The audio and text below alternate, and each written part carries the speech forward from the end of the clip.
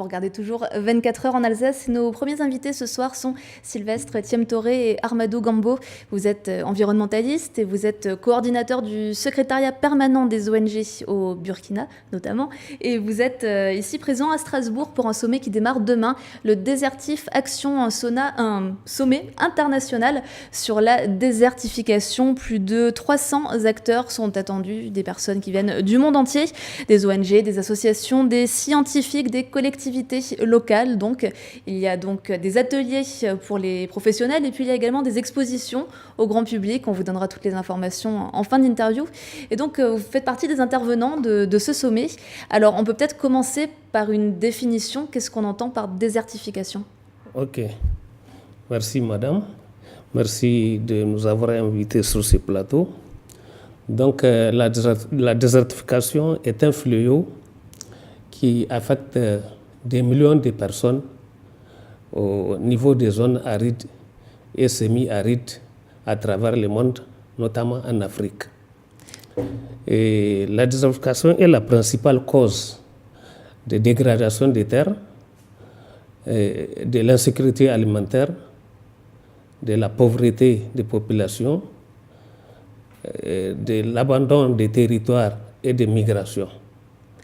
Qu'est-ce qui cause cette désertification ? Il y a une aggravation aujourd'hui ? C'est surtout la sécheresse qui est à la base de la désertification au niveau de nos pays. Vous travaillez au Niger, notamment. Pour vous, c'est au Burkina Faso. Est-ce que vous pouvez nous parler de la situation dans ces deux pays ? Est-ce qu'elles sont similaires ? Est-ce qu'il y a des différences ? Donc, au Niger,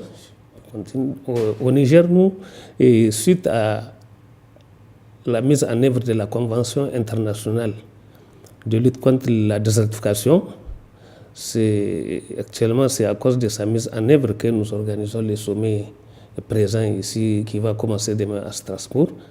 Donc, nous nous organisons à notre niveau, nous, en tant qu'ONG, et l'État aussi n'est pas à reste, parce que l'État est partie prenante, par exemple, pour la construction de la grande muraille verte qui traverse les pays sahéliens et le Sahara. Donc nous aussi, les ONG, on mène des actions de renforcement des capacités et des lobbies au niveau local, au niveau national et à l'échelon international. Donc c'est pourquoi nous nous sommes organisés plusieurs réseaux et coalitions des ONG.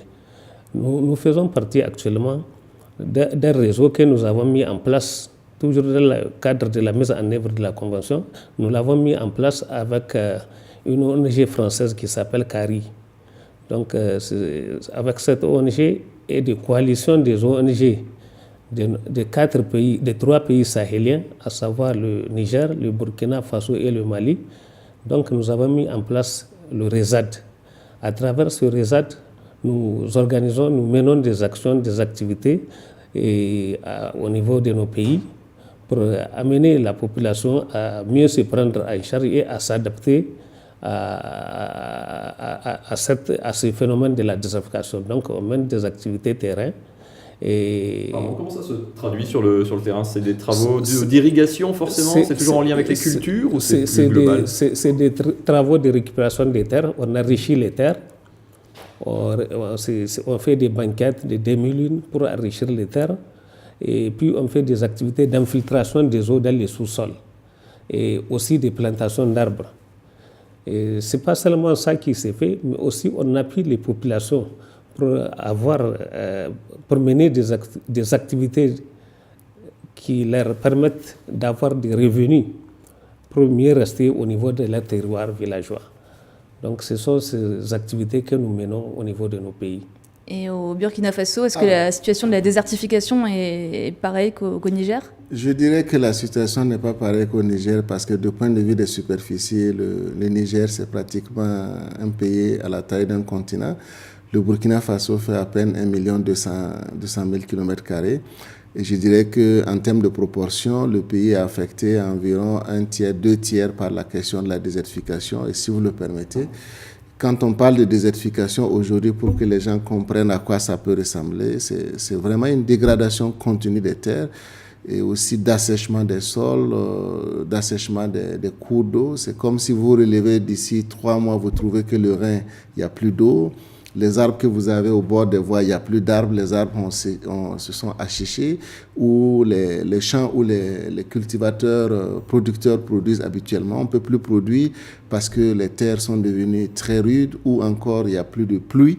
Donc, c'est autant de manifestations qui caractérisent donc la désertification dans nos pays. Et pour en revenir aux causes dont M. Gambo a parlé tantôt, il y a effectivement des facteurs naturels tels que la sécheresse qui s'installe, qui s'instaure, il y a des bassins qui s'ensablent, mais nous pensons qu'une des principales causes, elle est d'ordre anthropique parce que les hommes ont parfois des techniques culturelles qui accélèrent cette dégradation des terres, cette sécheresse, notamment la coupe abusive des bois. Vous avez les techniques culturelles qui ne sont pas parfois adaptées parce que le recours est intempestif aux pesticides chimiques qui vont appauvrir les sols parce que les populations vont penser que c'est des pratiques qui vont leur faire gagner du temps ou de l'argent. Vous imaginez des herbicides qu'on appelle couramment la main d'œuvre parce que au lieu de désherber, on va pulvériser des herbicides qui vont non seulement détériorer de façon irréversible les terres, et provoquer donc la perte même de couverts végétal et des animaux, et parfois qui jouent sur la santé publique. Autant de facteurs sur le volet technique de production qui est un aspect néfaste. D'où les techniques que nous proposons au Burkina pour y faire face, c'est vraiment inverser les techniques culturelles, amener les producteurs à avoir une approche gestion durable des terres. Ça passe par des actions de conservation des eaux et des sols, ça passe par des conservations d'utilisation de fumures organiques, bio-organiques, des méthodes tournées vers l'agroécologie. Et également, donc, comme il l'a si bien dit, il faut aider les populations à avoir du revenu. Parce que la pauvreté est un facteur qui fait qu'il y a une grande pression sur la nature.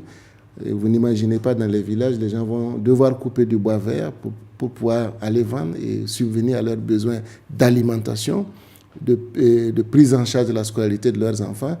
Ils vont utiliser des techniques culturelles pour augmenter soi-disant la production. Mais qu'adviendra-t-il les années plus tard quand ces terres ne seront plus productives? On va les abandonner, ça va entraîner des migrations de population vers les zones urbaines et plus tard vers l'Europe. Et tous ces facteurs font en sorte qu'aujourd'hui, la question de la désertification n'est pas suffisamment prise en charge par les politiques internationales. Au niveau local, nous avons certes des politiques nationales, mais comme c'est une question qui est un peu centrée vers les pays du Sud et parfois dans quelques pays du Nord, on préfère peut-être mettre l'accent sur la question de lutte contre les effets des changements climatiques plutôt que de miser sur des questions d'atténuation, d'adaptation qui passent par une bonne gestion durable des terres. Il y a des actions concrètes qui peuvent être menées dès aujourd'hui. Dès aujourd'hui, d'où ce sommet qui veut faire le lien entre le changement climatique et aussi la désertification, qui est une réalité, pas seulement dans les pays du Sud, mais qui va aussi toucher les pays du Nord. Pourquoi ça nous concerne tous ? Ça nous concerne tous parce que si les techniques de production ne sont pas adaptées, et si les effets du changement climatique se poursuivent et que les populations ne sont pas préparées à des techniques d'adaptation et d'atténuation, irréversiblement, les pays du Nord seront également frappés par les effets de la désertification. C'est très paradoxal, parce qu'on parle beaucoup en Europe du réchauffement climatique, on parle beaucoup ici des migrations, et en fait, quand on ignore cette situation, vous dites le début du problème, quelque part, il est chez nous, c'est là qu'il faut agir. Il est chez vous parce que tant qu'on ne va pas faire la liaison entre effets du changement climatique, parce que quand je vous ai décrit tantôt la désertification, les effets des changements climatiques vont être un facteur aggravant de cette désertification. Parce que vous imaginez dans une localité où vous aviez peut-être 2-3 mois de pluie et vous vous retrouvez avec 1 mois de pluie, et ça veut dire qu'on va avoir un stress hydrique assez énorme et il va falloir trouver des variétés de semences qui tiennent compte et qui s'adaptent à cette nouvelle réalité. Et du coup, si toutes ces actions d'adaptation ne sont pas appuyées et que l'accent est seulement mis sur réchauffement climatique, atténuation des effets des changements climatiques, mais pas d'adaptation, soutien à la gestion durable des terres, alors on va avoir un pan de la population au sud qui sont frappés de plein fouet par les effets pervers de la désertification et des ressources au nord pour atténuer les effets des changements climatiques qui n'ont pas encore connu l'état de dégradation que nous avons au sud. Donc du coup, si les populations sont abandonnées à elles-mêmes, elles vont nécessairement faire recours à d'autres territoires où il y a un mieux-être, où il y a plus de verdure, plus de possibilités, et voire aller en Europe où il y a plus de possibilités d'emploi, d'opportunités d'alimentation.